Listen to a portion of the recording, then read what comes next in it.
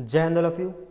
जैसा कि अभी आपने वीडियो में देखा कि बाढ़ की स्थिति उत्पन्न होने पर ना सिर्फ इंसानों को बल्कि जानवरों को भी काफ़ी समस्याओं का सामना करना पड़ता है। बात करें इस साल 2020 के बारे में, तो जो बिहार और असम में बाढ़ के हालात उत्पन्न हुए हैं उससे वहाँ की ना सिर्फ अर्थव्यवस्था प्रभावित हुई है बल्कि वहाँ के रहने वाले लोगों पर भी इसका काफ़ी बुरा प्रभाव पड़ा है और अभी भी वो काफ़ी बुरी परिस्थितियों से गुजर रहे हैं।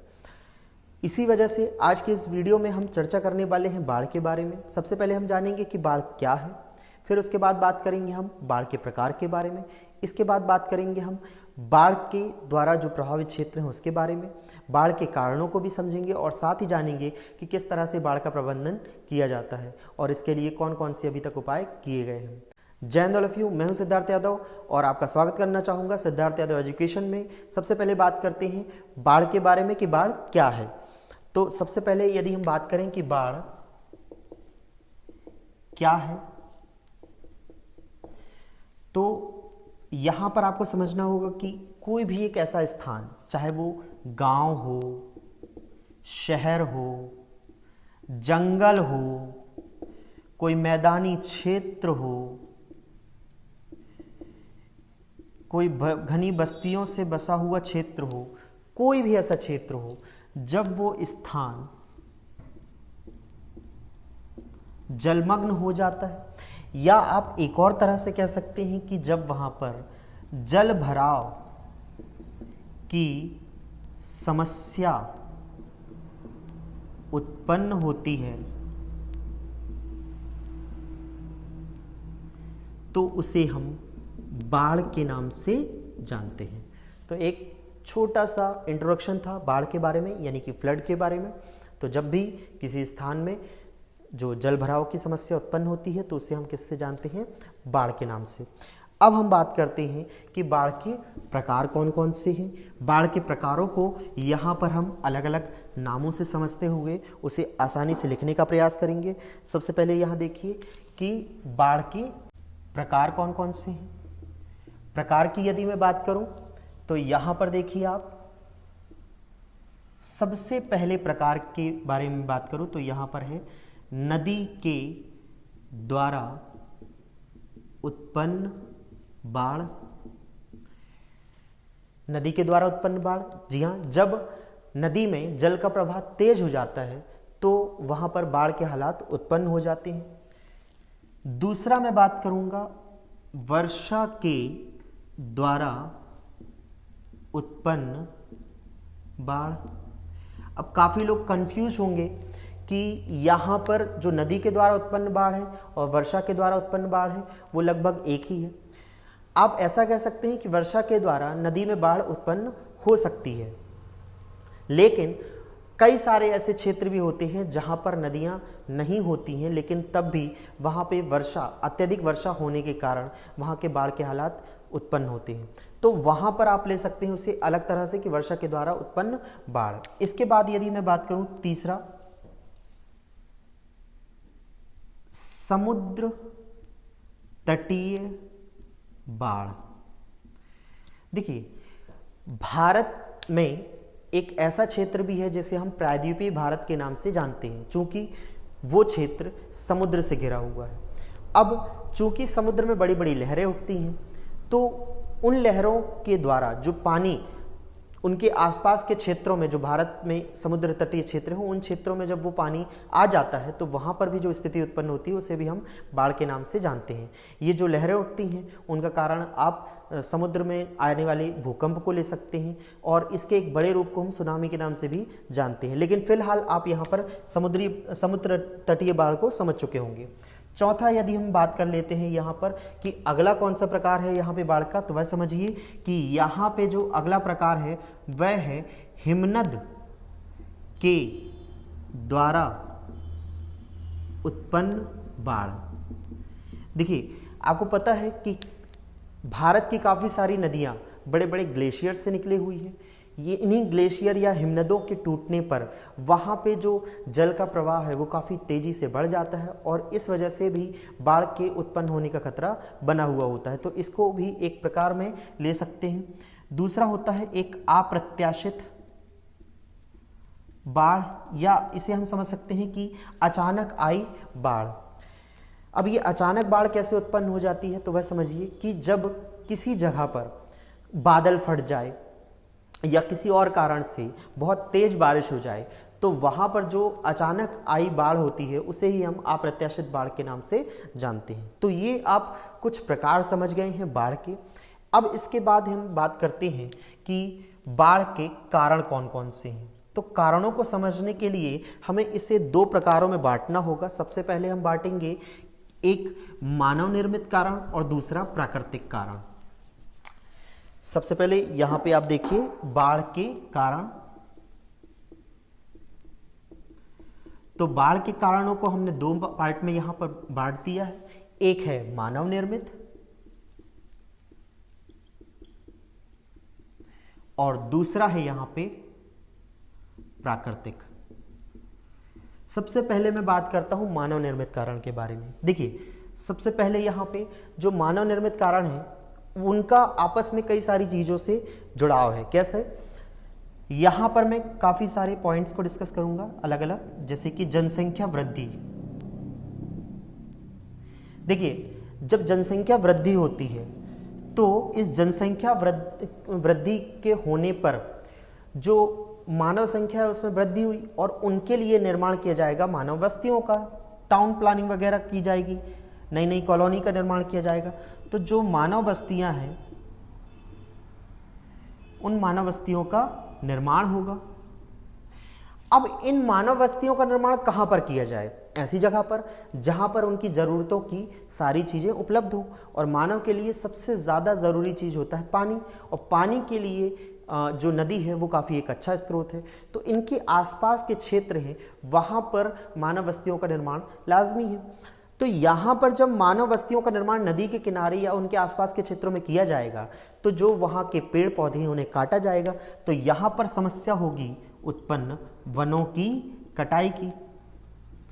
तो जब यहाँ पर वनों की कटाई चालू हो जाती है तो नदियों के आसपास के क्षेत्रों में वहाँ पर जो वन होते हैं उनका काफ़ी विशेष महत्व होता है। वो कैसे भला, वो समझिए। मान के चलिए कि ये कोई नदी जा रही है, ये कोई नदी बह रही है।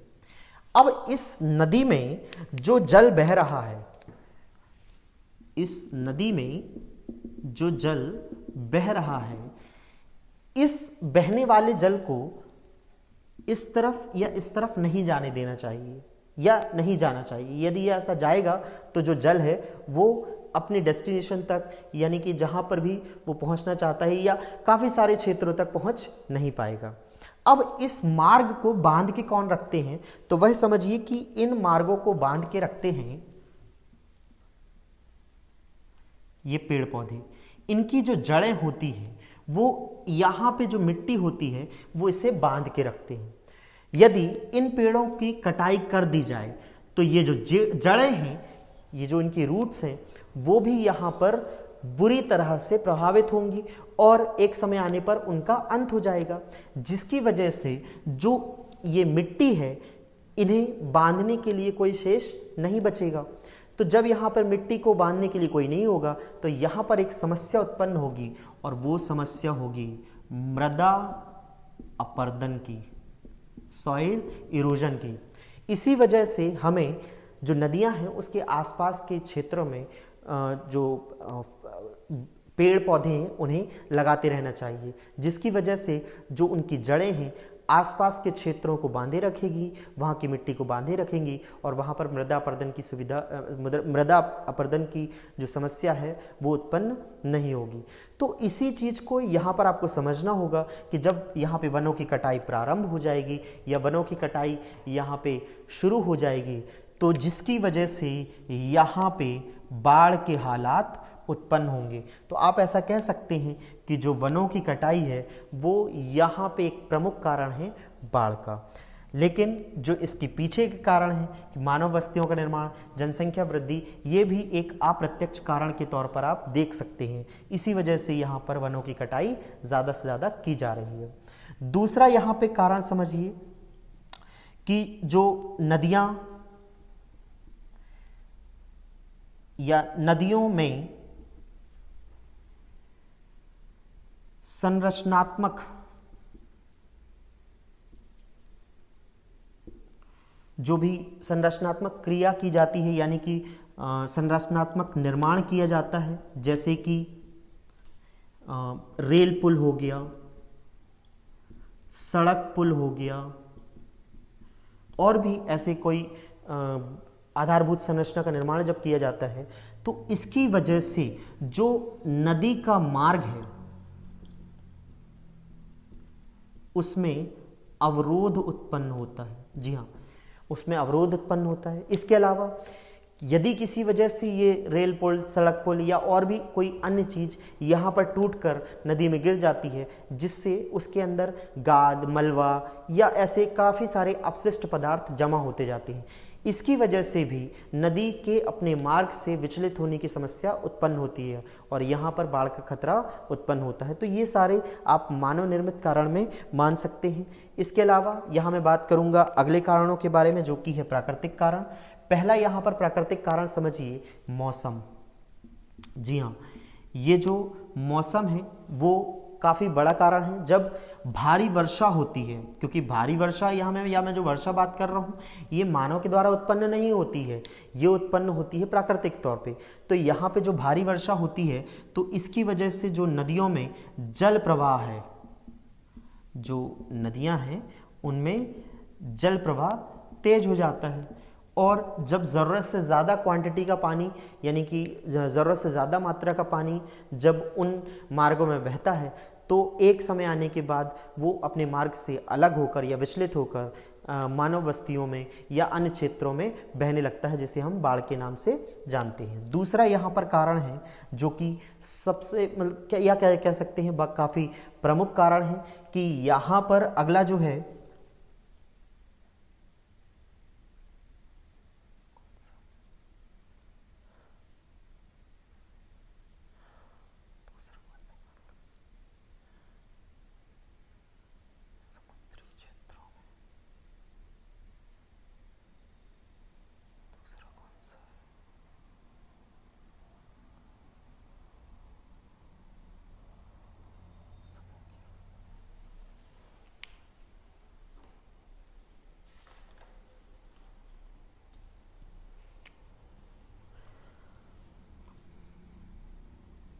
बादल का फटना। तो ये जो बादल का फटना है ये भी एक प्रमुख कारण के तौर पे जाना जाता है। देखिए, बादल का फटना किसे कहते हैं वह समझ लीजिए। जब किसी स्थान पर, जो कि जनरली रेगिस्तानी क्षेत्र या पहाड़ी क्षेत्र होता है, वहाँ पर बादल फटने की प्रक्रिया ज़्यादातर होती है।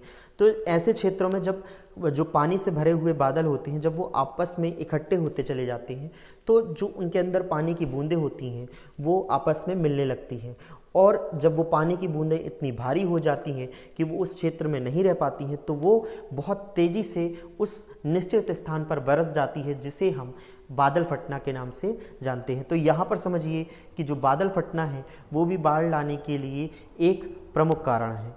अब यहाँ पे तीसरा यहाँ पे जो प्रमुख कारण है वह समझ लीजिए, नदियों के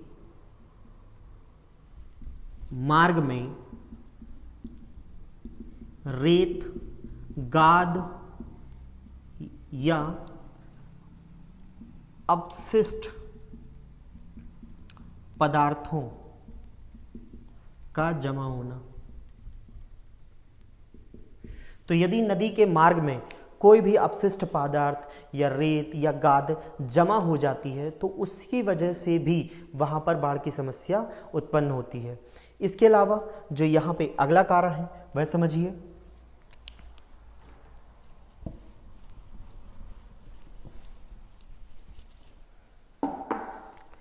चौथा है यहाँ पर हिमनद के टूटने पर। जी हाँ, जैसा कि अभी मैंने बताया कि ग्लेशियर के टूटने पर, अब हिमनद जो है उसका टूटना किसी मानव आधारित घटना पर नहीं होता है, वो प्राकृतिक तौर से टूटता है। तो यहाँ पर भी जो नदियों में जल का प्रवाह है वो बढ़ जाएगा हिमनद के टूटने पर, ग्लेशियर के टूटने पर। तो प्राकृतिक तौर पर ये हिमनद के द्वारा जो बाढ़ उत्पन्न होती है उसे हम प्राकृतिक कारण के नाम से जानते हैं। अगला यहाँ पर है समुद्री भूकंप। अब समुद्री भूकंप क्यों? तो मैंने अभी बताया कि प्रायद्वीपीय भारत क्षेत्र में काफ़ी सारे ऐसे बड़े बड़े ज़िले हैं जहां पर बाढ़ की समस्या उत्पन्न होती है जब वहां पर समुद्री लहरें उठती हैं। और ये समुद्री लहरें कब उठती हैं? जब वहां पर समुद्री भूकंप उत्पन्न होता है। तो ये कुछ कारण थे, चाहे वो आप मानवीकृत ले लीजिए, चाहे वो आप प्राकृतिक ले लीजिए, जिसकी वजह से बाढ़ उत्पन्न होती है। अब यहाँ पर मैं शहरी बाढ़ के बारे में भी आपके साथ चर्चा करना चाहूँगा। जी हाँ, ये काफ़ी इम्पॉर्टेंट टॉपिक है, काफ़ी महत्वपूर्ण विषय है, क्योंकि आपने देखा होगा कि हाल ही के दिनों में ये समस्याएं काफ़ी तेज़ी से बढ़ रही हैं, जहाँ पर बाढ़ जैसी स्थिति उत्पन्न हो जाती है काफ़ी जो मेट्रोपॉलिटन सिटी हैं वहाँ पर। तो यहाँ पर ये बाढ़ की स्थिति क्यों उत्पन्न होती है, जबकि वहाँ पर कोई बहुत बड़ी बड़ी नदियाँ नहीं बह रही होती हैं, फिर भी वहाँ पर बाढ़ की स्थिति क्यों उत्पन्न होती है? तो उसे आपको समझना होगा। सबसे पहले हम जान लेते हैं कि शहरी बाढ़ होती क्या है, फिर हम उसके कारण के बारे में भी चर्चा करेंगे। तो यहाँ पे जो शहरी बाढ़ है वो भी आप यहाँ पे इस तरह से ले सकते हैं कि वहाँ पर भी जल भराव की स्थिति उत्पन्न होती होगी। जैसे कि यहाँ पे मैं बात करूँ शहरी बाढ़, तो जो शहरी बाढ़ है वो कब उत्पन्न होता है? तो वहाँ पर समझिए कि जब कोई स्थान में जल निकासी की सही व्यवस्था या उचित संसाधन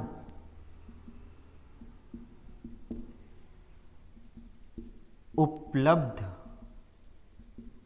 ना होने के कारण जो जलभराव की समस्या उत्पन्न होती है उसे हम जानते हैं शहरी बाढ़, या आप उसे जान सकते हैं नगरीय बाढ़ के भी नाम से।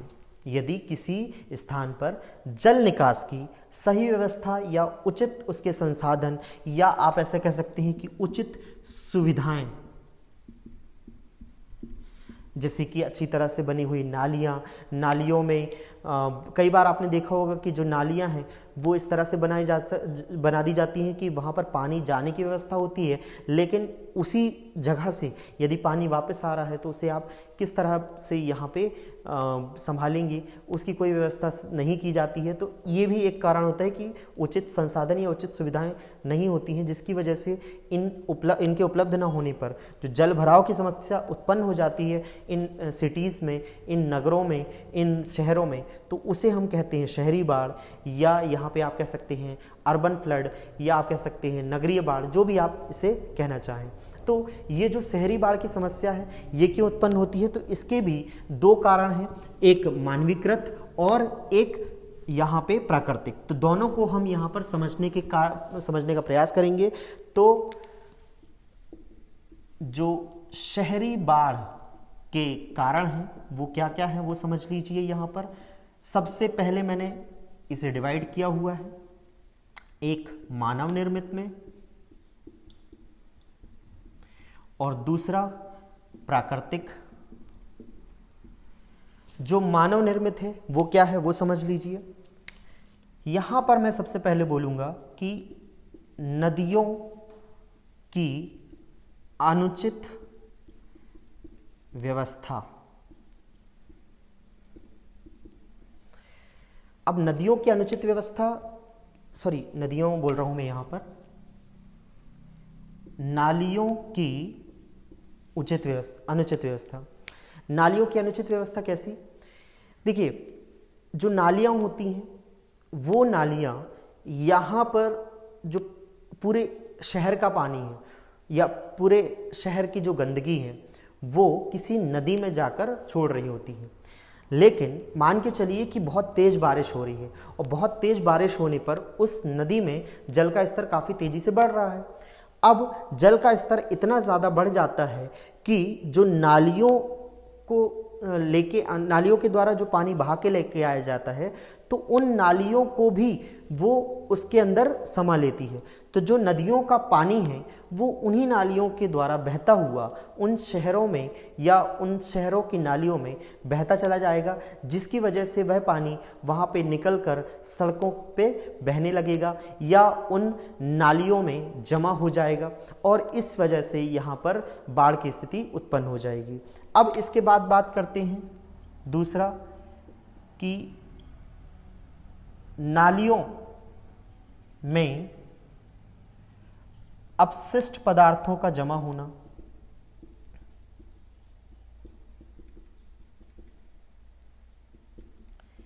इसे कैसे कारण मान सकते हैं आप? भारी बारिश के दौरान जो पानी है वो सड़कों पर बहता हुआ दिखाई देता है, लेकिन इन सड़कों के बगल में नालियां बनी हुई होती हैं और यहाँ पर आपने देखे होंगे गड्ढे होते हैं। ये गड्ढे क्यों बनाए जाते हैं या इसमें होल क्यों रखा जाता है? ताकि बाढ़ के दौरान इन होल्स को या इन गड्ढों को खोल दिया जाए, जिसकी वजह से जो नीचे इनकी नालियां बनी हुई होती है वहाँ पर जो जल है वो आसानी से बह जाए और बहने के बाद ये जो नालियां नदियों से जुड़ी हुई होती हैं वहाँ पर इस वर्षा के जल को बहाया जा सके। लेकिन यदि उस जगह पर कुछ अवशिष्ट पदार्थ फेंके जाएंगे जो कि काफ़ी मात्रा में फेंके जाते हैं, मैं आपसे एक रिक्वेस्ट करना चाहूँगा कि यदि आप यहाँ पे कोई भी ऐसी वस्तु जो प्लास्टिक से बनी हुई है उसे ना फेंकें, क्योंकि ये नालियों में जाके उसे चोक कर देती है और जब वहाँ से पानी निकलना होता है तो वो इन अपशिष्ट पदार्थों के जमने के कारण निकल नहीं पाते हैं और जब वहाँ पे निकल नहीं पाता है तो वहाँ पर बाढ़ की स्थिति उत्पन्न होने का खतरा उत्पन्न हो जाता है, क्योंकि ये क्वांटिटी काफ़ी ज़्यादा होती है, क्योंकि हमारे द्वारा जो अपशिष्ट पदार्थ है वो काफ़ी बड़ी मात्रा में वहाँ पर फेंका जाता है और इसकी वजह से वहाँ पे जो बाढ़ की स्थिति है उसके उत्पन्न होने का खतरा काफ़ी ज़्यादा होता है। तो यहाँ पे आप समझ गए होंगे कि नालियों में अपशिष्ट पदार्थों का जमा होना। तीसरा यहाँ पर कारण समझिए, जो तीसरा कारण है वह क्या है? तो नदियों के किनारे या समुद्र तटीय क्षेत्रों में मानव बस्तियों के निर्माण होने पर उत्पन्न अतिक्रमण। तो यहाँ पर जो नदियों के किनारे या जो समुद्र तटीय क्षेत्र हैं उसके आसपास के क्षेत्रों में मानव बस्तियों का निर्माण कर दिया जाता है, शहरों का निर्माण कर दिया जाता है, तो वहाँ पे जो अतिक्रमण होता है उसकी वजह से भी यहाँ पर बाढ़ का खतरा रहता है, क्योंकि उन क्षेत्रों में बड़ी बड़ी समुद्री लहरें उठती हैं या नदियों के किनारे जो वन की कटाई हो जाती है तो उससे भी पानी जो है वो इन क्षेत्रों में आ सकता है आसानी से, तो इसकी वजह से भी बाढ़ का खतरा उत्पन्न होता है। तो ये सारे कारण हैं जो मानव निर्मित है। अब हम बात करते हैं यहाँ पे प्राकृतिक कारण के बारे में। तो सबसे पहले यहाँ पर हम बात करेंगे, सबसे पहला जो प्राकृतिक कारण है वो तो वही यहाँ पे भारी बारिश। इसे ऑलरेडी मैं समझा चुका हूँ कि अगर प्रॉपर टाउन प्लानिंग नहीं की गई है, यानी कि जो नालियों की व्यवस्था है पानी को भारी बारिश के द्वारा, यहाँ पे आप ऐसा लिख सकते हैं, खराब पानी बहाव का, खराब प्रबंधन भी कह सकते हैं इसे।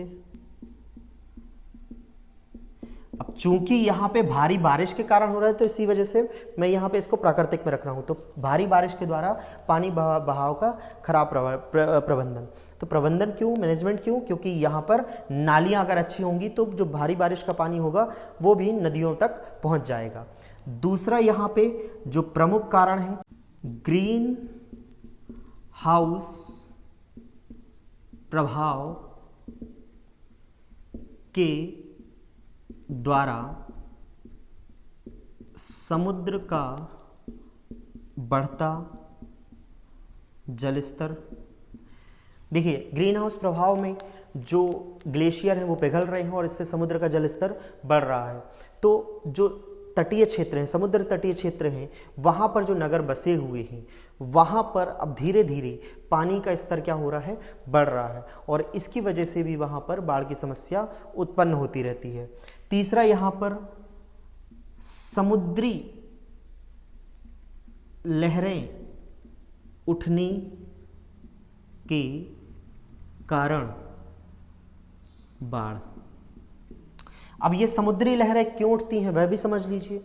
मैंने बताया जैसे कि समुद्र में यदि भूकंप आता है तो वहाँ पर ऊंची ऊंची लहरें उठती हैं और जो समुद्र का पानी है वो समुद्र के पास के क्षेत्रों में भर जाता है। तो ये काफ़ी प्रमुख कारण हैं शहरों में जो बाढ़ आती है उनके।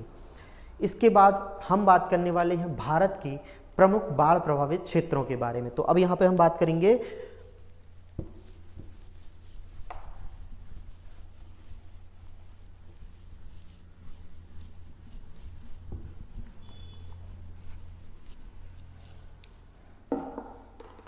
भारत के प्रमुख बाढ़ प्रभावित क्षेत्रों के बारे में।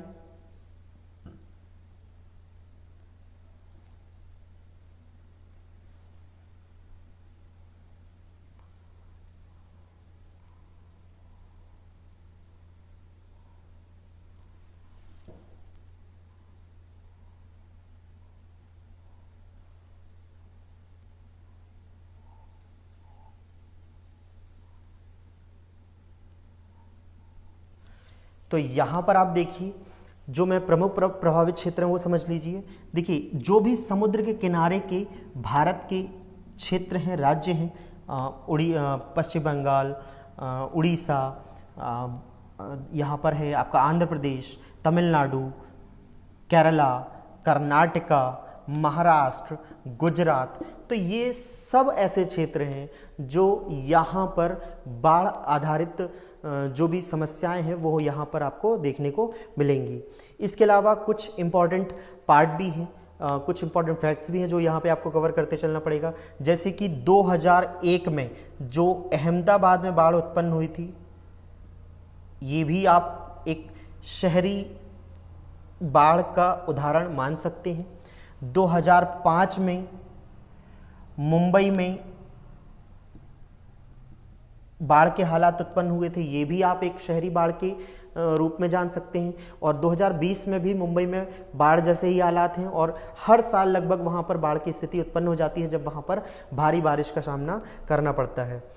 इसके अलावा जो शहरी बाढ़ है उसमें आप एक जनसंख्या वृद्धि भी ले सकते हैं, या आप कह सकते हैं माइग्रेशन कि जब लोग अपने काम के लिए या काम की तलाश में जब अपने गांव कस्बों को छोड़कर इन बड़े बड़े शहरों में जाते हैं तो यहाँ पर जो जनसंख्या है वो काफ़ी तेज़ी से बढ़ती है और यहाँ पे लोगों के रहने का, निवास करने का स्थान तो स्थापित हो जाता है, लेकिन यहाँ पे जो जल निकास प्रणाली है उस पर ज़्यादा अच्छे से ध्यान नहीं दिया जाता है, जिसकी वजह से यहाँ पे जो बाढ़ की स्थिति है वो उत्पन्न होती है। तो 2005 में मुंबई की बाढ़ ले लीजिए, या 2020 में भी आप देख सकते हैं, इसके उदाहरण आपको न्यूज़ में देखने को मिल सकते हैं। इसके अलावा जो 2008 में यहाँ पे जमशेदपुर में बाढ़ की स्थिति उत्पन्न हुई थी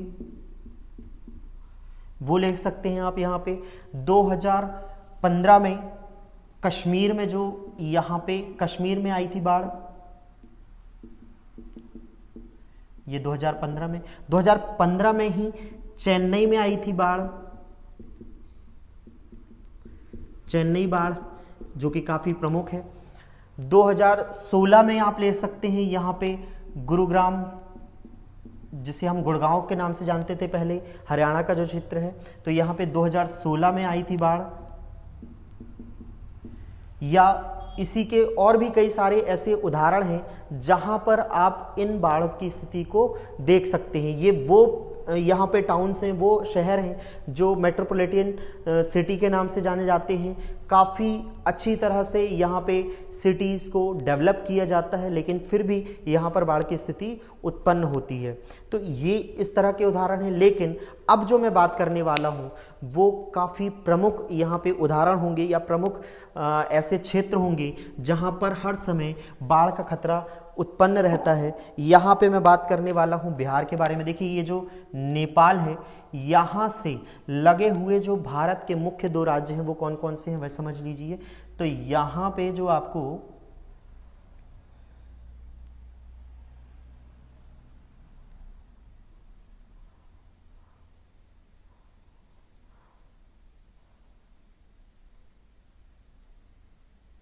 ये है यूपी वाला क्षेत्र, यूपी उत्तर प्रदेश, और इसके बाद जो यहाँ पे ये जो क्षेत्र है ये है बिहार, ये है उत्तर प्रदेश और ये बिहार। यहाँ से कुछ नदियाँ आती हैं, कहना चाहिए कि भारत में नेपाल से, ये जो नेपाल क्षेत्र है यहाँ से कुछ नदियाँ आती हैं, जैसे कि आप लिख सकते हैं यहाँ पे राप्ती नदी, फिर गंडक नदी, बागमती, इसके अलावा ये जो है कोशी। तो ये काफ़ी सारी प्रमुख नदियां हैं जो नेपाल से कहाँ पर आती है, भारत के राज्यों में। और इसमें मैं प्रमुख राज्य बात करूंगा यहाँ पर बिहार। आपने सुना होगा कि कोसी नदी को बिहार का शोक कहा जाता है। क्यों कहा जाता है?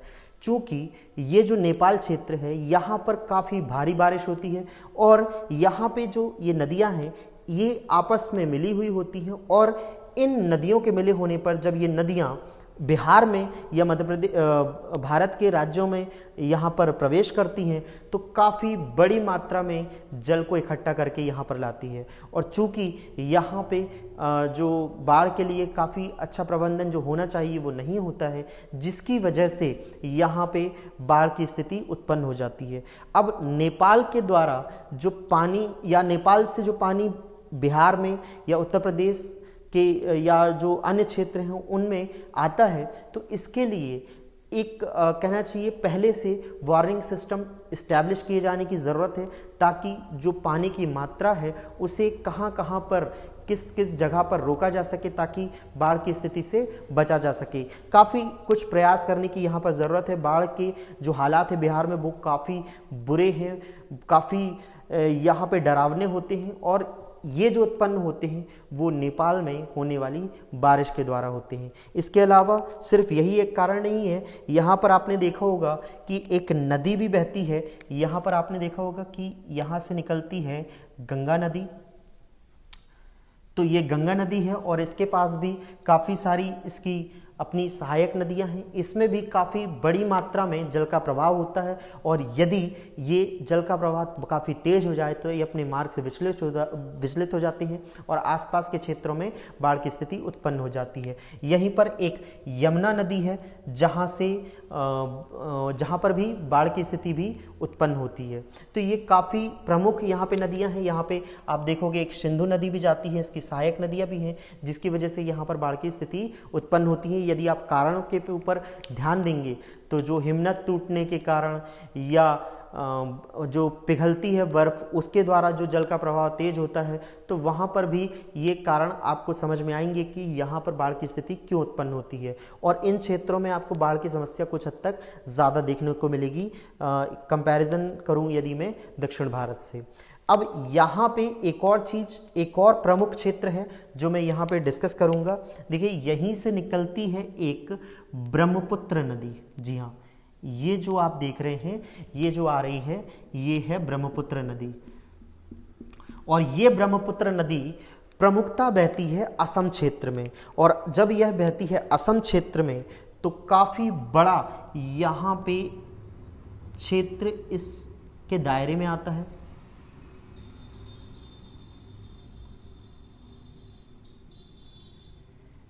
अब आपने ये जो क्षेत्र देखा, ये क्षेत्र है,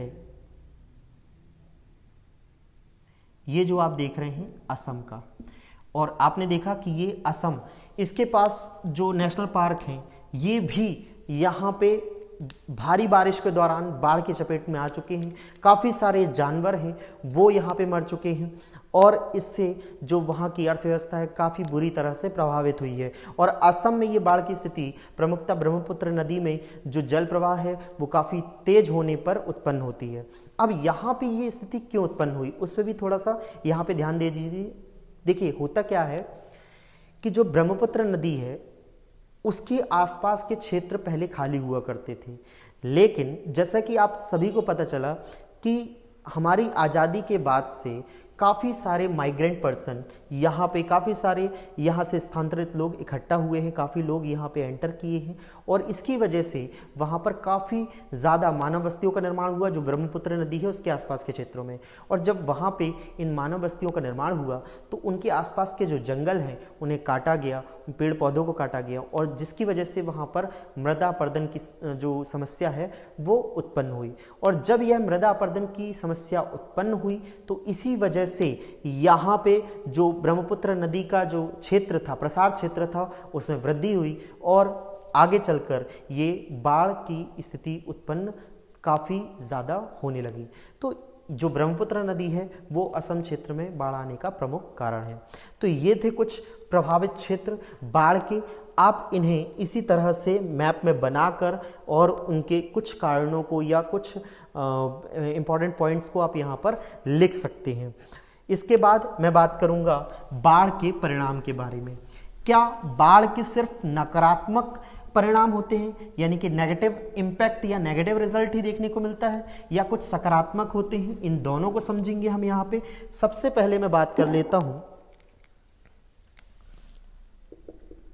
बाढ़ के परिणाम, जिसमें मैं बात करना चाहूंगा सबसे पहले नकारात्मक परिणाम के बारे में।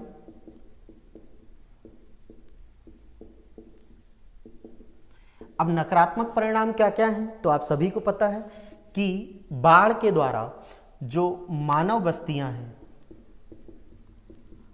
मानव बस्तियों को नुकसान होता है या मानव बस्तियों का उजड़ जाना। इससे ना सिर्फ जन हानि होती है बल्कि पशु हानि भी होती है।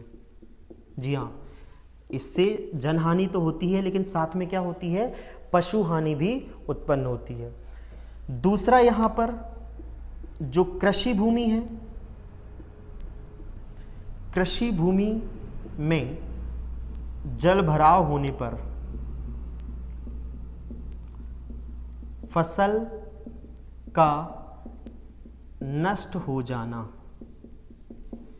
तो यहां पर कृषि भूमि में जल भराव का होने पर नष्ट हो जाना, ये भी एक प्रमुख समस्या है बाढ़ की, जिसकी वजह से अगर फसल नष्ट हो जाएगी तो वहां पे लोगों के लिए खाने को अन्न नहीं होगा, वहां पे वो इन फसलों को बेचकर कमाई नहीं कर पाएंगे। ये काफ़ी बड़ी समस्या है बाढ़ की जो यहाँ पे अर्थव्यवस्था को प्रभावित करती है। तीसरा, यहाँ पे जो प्रमुख यहाँ पे नकारात्मक परिणाम है उसको देख लीजिए। यहाँ पे आधारभूत संरचना, आधारभूत संरचना को नुकसान। अब ये कौन कौन सी आधारभूत संरचना है तो वो समझिए। सबसे पहले तो यहां पर देखिए बांध को क्षति पहुंचती है, जो डैम होते हैं उनको। इसके अलावा बांध के क्षति पहुंचने पर वहाँ पे जो इलेक्ट्रिसिटी प्लांट होता है उसको भी क्षति पहुंचती है। ये पानी इलेक्ट्रिसिटी प्लांट में चले जाने के कारण उसमें क्षति होती है, तो यहाँ पे जो बिजली आपूर्ति है यानी कि इलेक्ट्रिसिटी सप्लाई है वो भी बाधित हो जाती है। इसके अलावा सड़क मार्ग जो होते हैं वो उखड़ जाती हैं, सड़कें बर्बाद हो जाती हैं, बह जाती हैं, सड़क पुल बर्बाद हो जाती हैं। रेल मार्ग, रेल में जो पटरियां होती हैं वो बर्बाद हो जाती हैं, रेल पुल यहाँ बह जाती हैं। इसके अलावा उद्योग हो गए, कारखाने हो गए, ये बंद भी हो जाते हैं और ना सिर्फ बंद होते हैं बल्कि इनको भी क्षति पहुंचती है। तो ये जो आधारभूत संरचना है जो कि काफ़ी इम्पॉर्टेंट है किसी भी राज्य की या किसी भी देश की अर्थव्यवस्था को लेकर, इन्हें इस बाढ़ के कारण काफ़ी क्षति पहुंचती है। तो ये एक प्रमुख कारण है किस चीज़ का, यहाँ पे यदि मैं बात करूँ बाढ़ का। इसके बाद जो जल जनित बीमारी हैं वो भी यहाँ पर उत्पन्न होती हैं। जल जनित बीमारियों का उत्पन्न होना, जब पानी भरता है तो उसमें मच्छर भी पनपते हैं, या कहना चाहिए कि बहुत सारी ऐसी बीमारियां हैं जैसे कि हैजा है, वो भी फैलने का खतरा रहता है। तो जल से उत्पन्न होने वाली बीमारियों का खतरा काफ़ी तेज़ी से बढ़ जाता है। इसके अलावा जो गरीब या पिछड़े वर्ग के लोग जो होते हैं,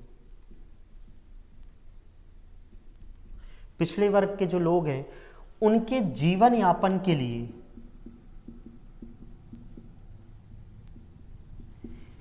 राशन सरकार के द्वारा दिया जाता है।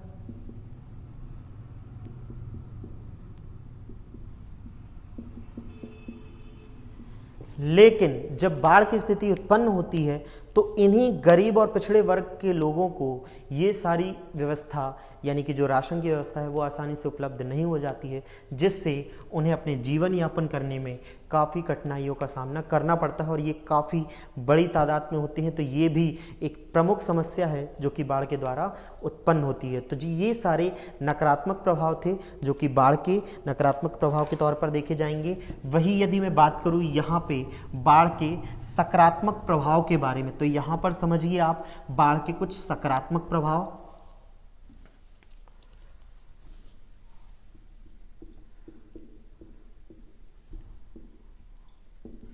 जो सकारात्मक प्रभाव है यानी कि जो पॉजिटिव इम्पैक्ट जो है वो क्या है वो समझ लीजिए। यहां पे नदी का मार्ग और उसका जल ये क्या हो जाता है, साफ हो जाता है। जब बाढ़ आती है तो जब नदियों में गाद रेत जो भी कुछ जमा हुआ होता है तो वो बह जाता है और नदियों का मार्ग साफ हो जाता है। और ना सिर्फ नदियों का गाद या रेत बहता है बल्कि अपशिष्ट पदार्थ भी बह जाता है, जिसकी वजह से नदियाँ साफ हो जाती हैं। दूसरा यहाँ पे जो प्रमुख प्रभाव है वो देखिए कि बाढ़ के द्वारा नई, या मैं इस तरह से कह लूं कि उपजाऊ मिट्टी को जमा कर दिया जाता है। कहां पर, या तो खेत में या तो मैदानी क्षेत्रों में। तो ये कुछ ऐसे प्रमुख सकारात्मक प्रभाव भी हैं जो कि बाढ़ के द्वारा देखने को मिलते हैं। अब इसके बाद हम बात करते हैं बाढ़ के प्रबंधन के बारे में। तो बाढ़ के प्रबंधन को समझने के लिए आपको समझना होगा कि बाढ़ एक आपदा के तौर पर देखी जाती है और इसके लिए बात करते हैं हम बाढ़ का प्रबंधन।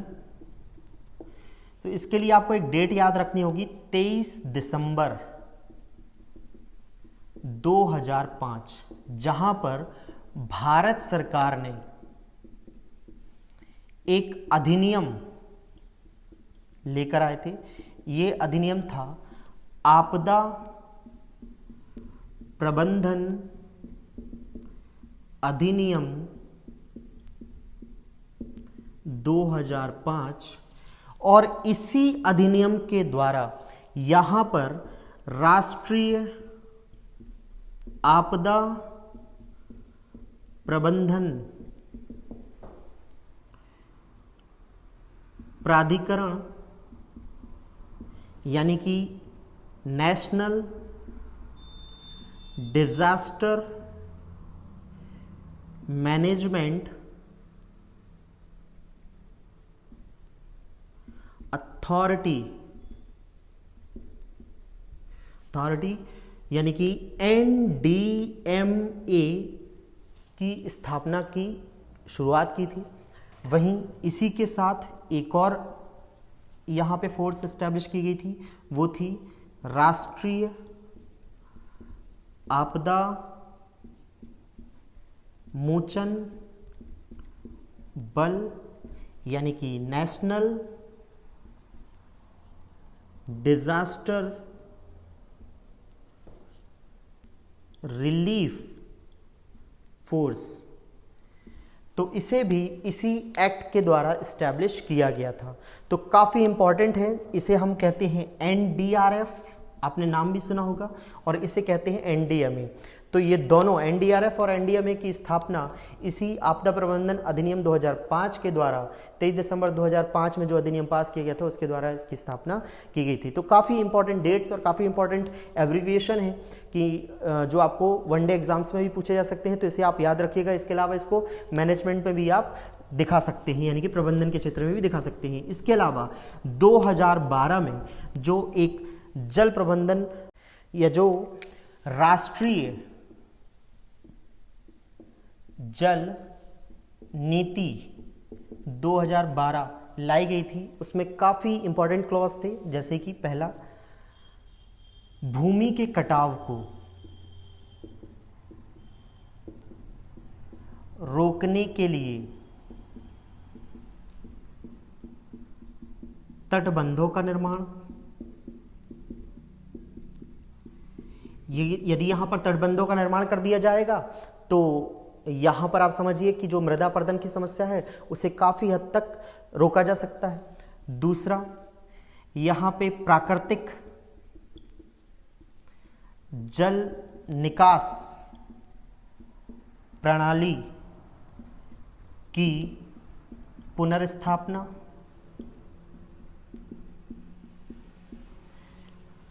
इसके अलावा तीसरा यहां पे जो काफी इंपॉर्टेंट पॉइंट, बाढ़ से प्रभावित क्षेत्रों का मानचित्र तैयार करना। जी हां, बाढ़ से प्रभावित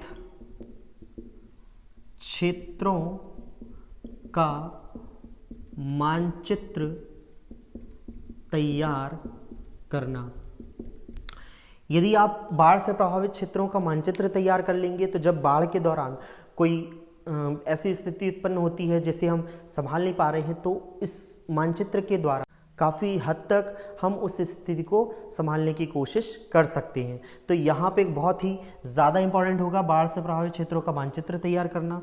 अगला जो चौथा यहाँ पर चीज़ है कि जो बाढ़ के द्वारा, या ऐसा कह सकते हैं आप कि बाढ़ के पूर्वानुमान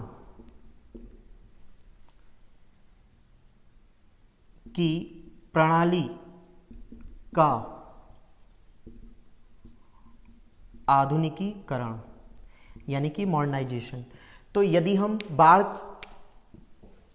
का जो यहाँ पे बताती है कि किस तरह से बाढ़ आ सकती है या कब आ सकती है, तो जो भी यहाँ पे बाढ़ के पूर्वानुमान की प्रणाली है उसका अगर हम आधुनिकीकरण कर दें, मॉडर्नाइजेशन कर दें, तो काफ़ी हद तक हम बाढ़ से अपने आप का या अपने क्षेत्रों का बचाव कर सकते हैं। तो ये थे कुछ बाढ़ के इम्पॉर्टेंट पॉइंट्स। इसके अलावा एक और चीज़ है, यहाँ पर एक स्कीम है। यहाँ पे मैं तीसरा यहाँ पे बताना चाहूँगा, एक जो स्कीम है यहाँ पे प्रमुख, FMBAP, flood management and border areas programme. ये योजना जल्द ही यहाँ पर आपके सामने होगी और इस योजना के तहत ऐसी आधारभूत संरचना की निर्माण की बात की गई है जिसकी वजह से बाढ़ के जो प्रभावित क्षेत्र हैं उनको बाढ़ से बचाया जा सके, बाढ़ से उस क्षेत्र को कम नुकसान हो इस पर ध्यान दिया जा सके। इसके अलावा जो बांध का प्रबंधन है उस पर कंट्रोल किया जा सके, नियंत्रण किया जा सके, भूक्षरण यानी कि मृदा अपरदन की समस्या को यहाँ पे रोका जा सके। इसके अलावा और भी कई सारे उपाय बाढ़ को रोकने को लेकर इसमें किए गए हैं। सो होपफुली ये सेशन आपको बाढ़ से जो कि जुड़ा हुआ था वो आपको समझ में आया होगा। यदि आपको इस टॉपिक में कोई भी समस्या है तो आप मुझसे पूछ सकते हैं। इसके अलावा काफ़ी सारे अच्छे आपके पास भी उपाय होंगे जो बाढ़ से उन क्षेत्रों को बचाने में, उन लोगों को बचाने में सहायक होंगे, तो वो भी आप मुझे बता सकते हैं कमेंट बॉक्स में। इसके अलावा अगले किसी टॉपिक के साथ मैं फिर आपके सामने उपस्थित होऊंगा। तब तक के लिए जय हिंद, जय भारत।